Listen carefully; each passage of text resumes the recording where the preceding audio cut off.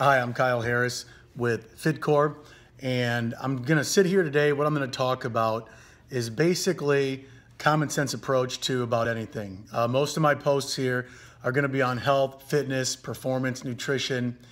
Obviously, this is going to be detailed in that sense, but also can be applied to a lot of aspects of life. And the reason I'm doing this is because actually I spent a weekend with my best friend down in Cincinnati, and we got to talking about a lot of things, a lot of philosophies, and he started asking me about some of the research I've been doing recently. And basically this stemmed from, I did a meta-analysis for a class where I researched a lot of different methods on improving velocity for overhead sport athletes. Things like baseball, softball, team handball. A lot of it can even be applied to volleyball and tennis with serving. But we got to talking about best methods, and then he started asking me about some of his friends and their kids. They wanted to improve arm strength, and he asked me what I thought the best method was. And really, what it boiled down to was the paper that I wrote. I didn't really have an answer. With the research, what it showed was a lot of different things, and there's a lot of different modalities and methods to use to improve throwing velocity. And basically it boils down to it depends on the situation and the athlete.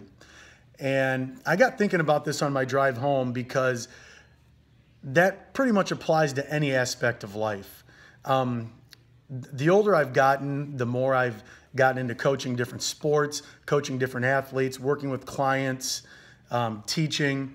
I've learned that there is not one approach that is the end-all be-all. And I've kind of tried to take that common sense approach with a lot of things in my life. And it really irks me now that I see so many people thinking there's only one way to skin a cat. And I mean, this can be, like I said, any aspect of life. There are usually optimal ways to do something. What is the most optimal? And that's what we want to strive for, whatever it is, whether it's getting stronger, saving money, trying to find a job. Any goal that you have, there is an optimal approach to doing that. However, there are differences depending on you as an individual, your goal, and where you're starting.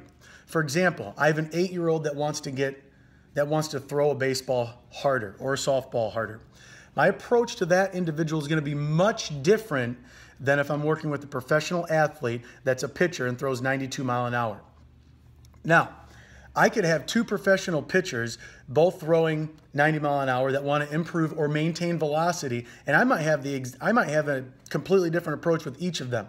If the first one has an extremely strong trunk and lower body, we're going to attack that individual differently than a pitcher maybe that has a weak lower body and a weak core but still throws hard.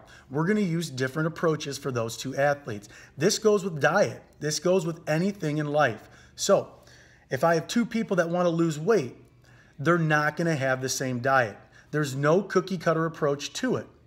If person one has a real hard time tracking their food, tracking their macros, buying into food prep, their method is going to be completely different than somebody that has had a lot of practice with that and wants to use flexible dieting. I'm going to use different approaches to help those individuals. Even though their goals are very similar, we're going to be using different approaches. And this goes with anything.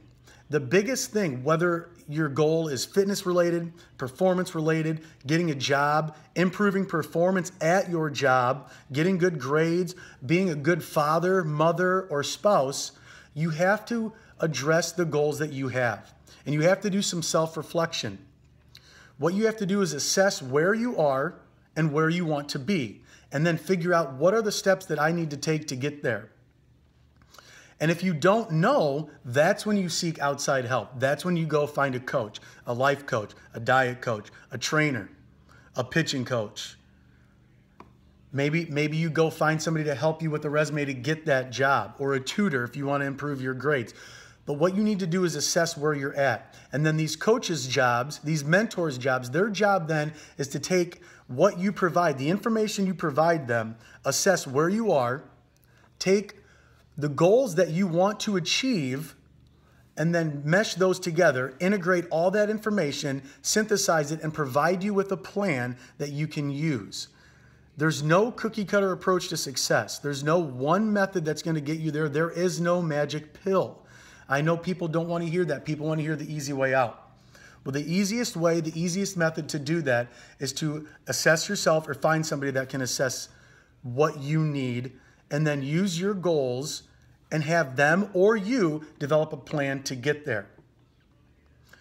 Let me think of another example here. I'm shooting from the hip a little bit. I apologize. I feel I work better that way after making some notes.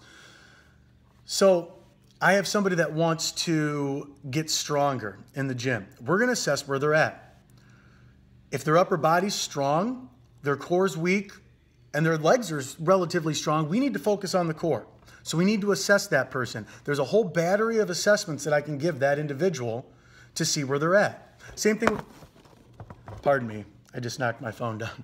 The same thing goes with nutrition. If you have a goal for weight loss or weight gain, we need to assess your nutrition. And everybody's at a different state, okay? If I'm working with a mother of 3 that eats 50 grams of protein a day, I'm not gonna program that individual to eat 200 grams of protein the very next week. We're gonna have to work systematically to get that protein up.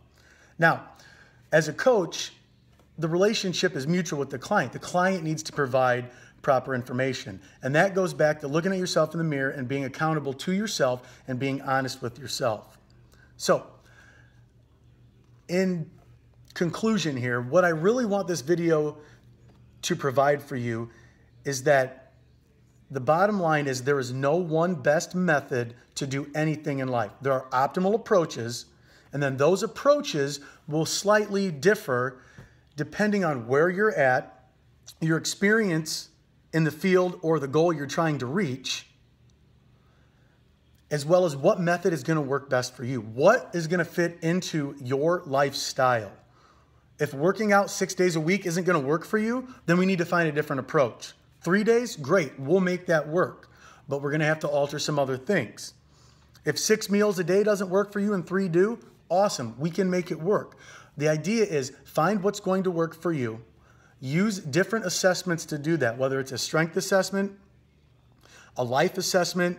Assess yourself routinely and regularly and set goals. Understand, please, the biggest thing, if you only get one thing from this video, there is no one way to skin a cat. There's an optimal method, but there is no one best way. Nutritionally, it can be a keto diet, it can be a high carb diet, it can be a moderate diet. What I'm trying to get you to understand is that a moderate approach, considering all aspects, using assessments, self-assessments, and goal setting, try to decide what's going to work best for you. And if you can't figure that out and you're jumping from plan to plan, whether it's to get this job, get good grades, and things are not working, then that is when you may need to find an outside source or help. I hope this video helped you. I hope it shared some insight. Maybe it did, maybe it didn't. I'm hoping that it helps some of you out there to understand that a moderate approach, finding out that works best for you, is going to be the best way to reach any of your goals. Thank you.